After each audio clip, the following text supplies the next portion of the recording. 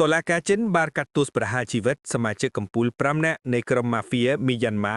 ដ៏ល្បីមួយរូបខណៈដែលទីក្រុងប៉េកាំងបន្តការបង្ក្រាបរបស់ខ្លួនលើប្រតិបត្តិការឆៅបោកនៅអាស៊ីអាគ្នេយ៍រាយការណ៍ប្រព័ន្ធផ្សព្វផ្សាយរដ្ឋដែលបានចេញផ្សាយនៅលើគេហទំព័ររបស់តុលាការបាននិយាយថាសមាជិកគ្រួសារបាយទាំង21នាក់និងសហការីត្រូវបានកាត់ទោសពីបទក្លែងបន្លំឃាតកម្មរបួសនិងអក្រិតកម្មផ្សេងៗទៀតគ្រួសារនេះស្ថិតក្នុងចំណោមក្រុមម៉ាហ្វៀមួយចំនួនតូចដែលបានឡើងកាន់អំណាចក្នុងទសវត្សរ៍ឆ្នាំ2000ហើយបានប្រែក្លាយទីក្រុងដ៏ក្រៀមក្រំនៃឡាវកាំងទៅជាមជ្ឈមណ្ឌលកាស៊ីណូនិងតំបន់ភ្លើងក្រហមដែលរកកម្រៃបាន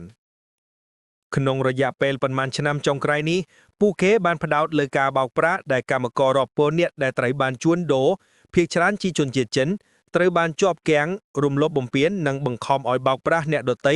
ក្នុងប្រតិបត្តិកម្មអុក្រិតកម្មដែលមានតម្លៃរាប់ពាន់លានដុល្លារថាកែម៉ាហ្វៀបាយសក់ឆេងនិងកូនប្រុសរបស់គាត់បាយអ៊ីងខាំងស្ថិតក្នុងចំណោមបុរស5នាក់ដែលត្រូវបានកាត់ទោសប្រហារជីវិតដោយតុលាការប្រជាជនកម្រិតមធ្យមសិនឆេនយ៉ាងលីជៀងហុនឆៅជៀងនិងឆេនកុងយីជា3នាក់ផ្សេងទៀត